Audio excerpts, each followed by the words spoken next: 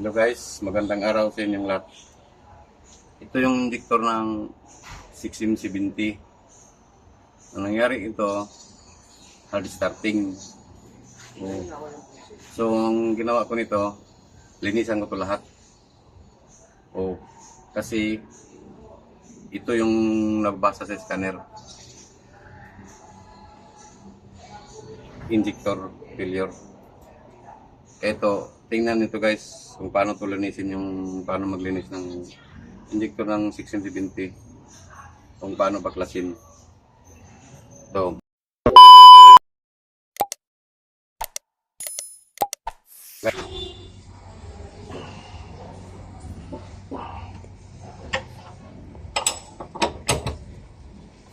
Ganyan lang itong unahin itong nozzle tip dito sa taas.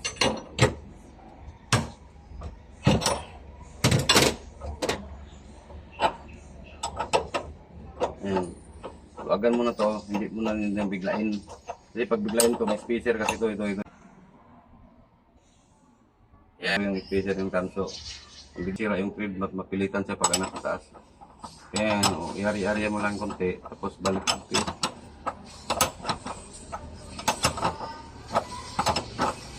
Yan. Tapos dukutin nyo ng yung pinakamatulis na mga matulis na. Sige ba? Yan. Para sa mangat.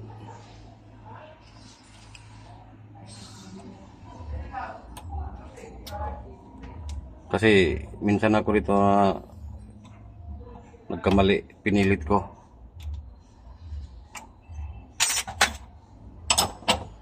Kulang pasarya.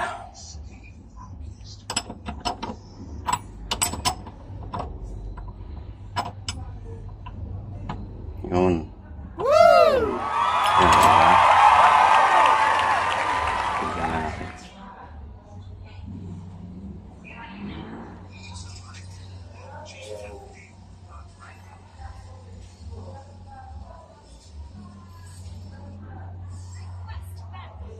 A few moments later. Yun.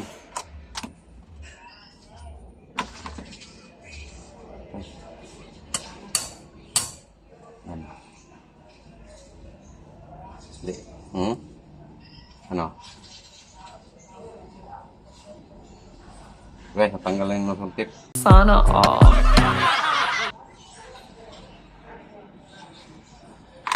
Pero ito hindi ito natanggal dito kasi malambot na yung spacer niya. Nakamay lang, pero pag hindi makamay, huwag nang pilitin. Tanggalin talaga nitong spacer na ito una. Para hindi kayo makakamali. Para walang problema. Tapos tanggalin itong dowel.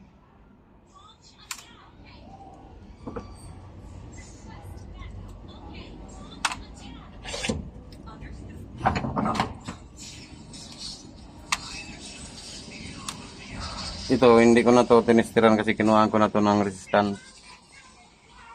Pero mababa yung resistance niya, pero konti lang. Kaya konting lang na madala lang to sa linis. Hindi ko na to tanggalin.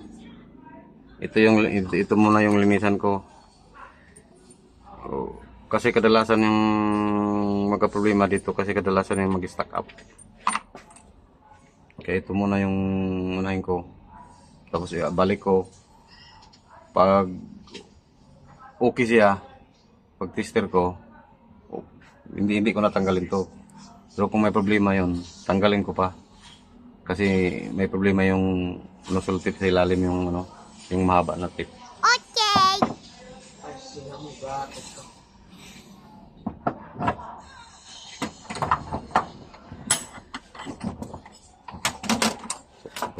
Umpisa na tayo guys paglinis. So ito paglinis, ang gamitin yung metal polish, huwag talaga kami maggamit ng liha. Kasi delikado talaga ito pag liha. Kaya ang metal polish lang talaga ilinis.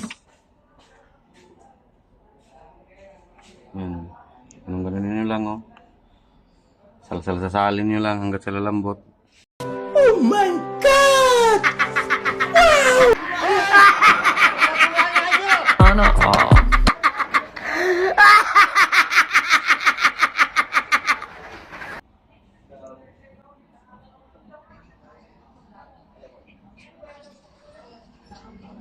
Pag malambot na to siya, guys, okay na yan.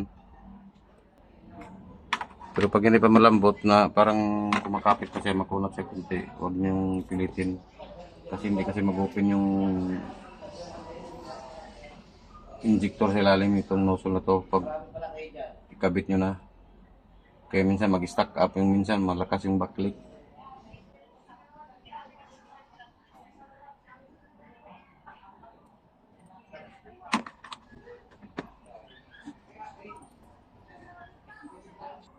Subukan natin guys kung malambot na siya. Pero pag matigas pa yan, tulad yan, wala pa, kulang pa yan. Dapat yan pag kusa yan, kusa malalaglag yan kung malambot na yan. Kulang pa to. Kaya kailangan talaga to na lalambot siya.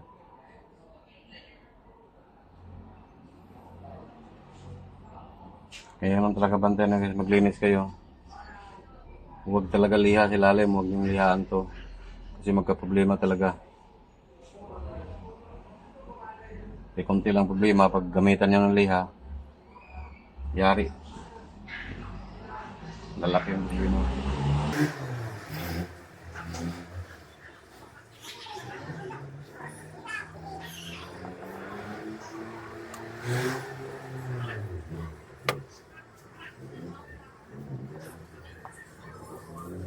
So, kasi ito guys, kung malambot na. Pwede na siya kabit. A few moments later. Dapat talaga yan, kulang ka talaga.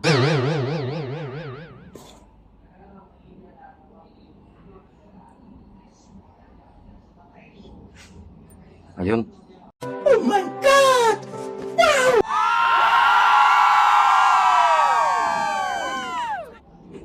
Guys, pwede na yan. Gamit yun ng liha. Hindi dito sa loob, hindi to. Itong sa labas. Kasi sa labas lang to. Tanggalin lang yung itim. Yung manipis lang na liha. 200 ba? 1,000. Yan, pwede na yan. Matanggal lang yung itim. Pangit. Pangit. Pangit.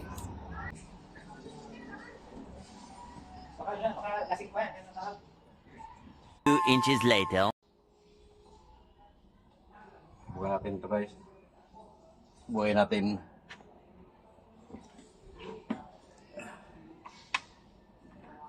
Tapos ito, spacer oh. Ito yung yun ay kabit. Yan. Tapos check niyo kung tumama ba. Tapos sunod spring. Yan.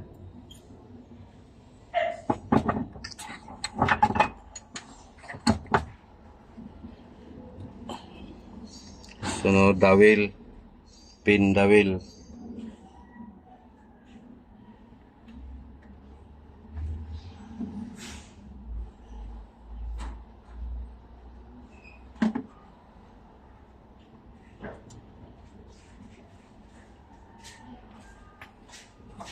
Itong nozzle.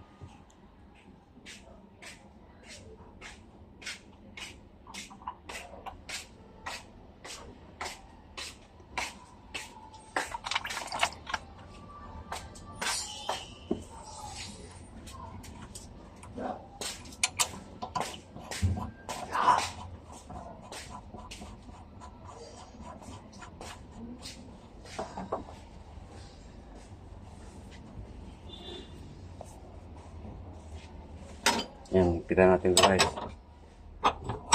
Pwede man ito gamitan ng torque wrench, pero ako hindi ko gamitan kasi may estimate ko ng higpit.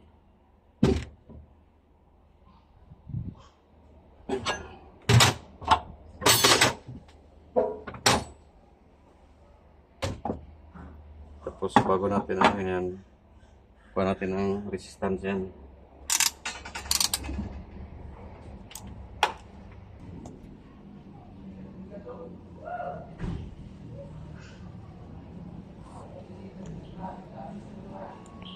Okay.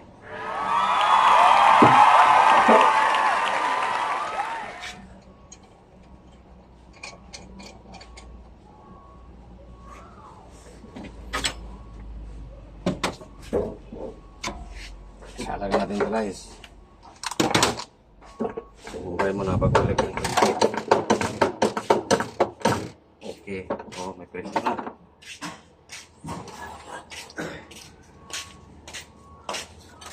Tapos tester natin.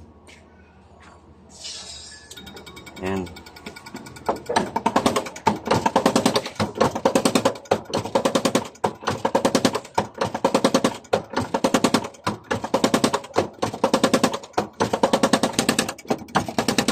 Yan guys, okay na yan oh. Okay na yan oh. Okay.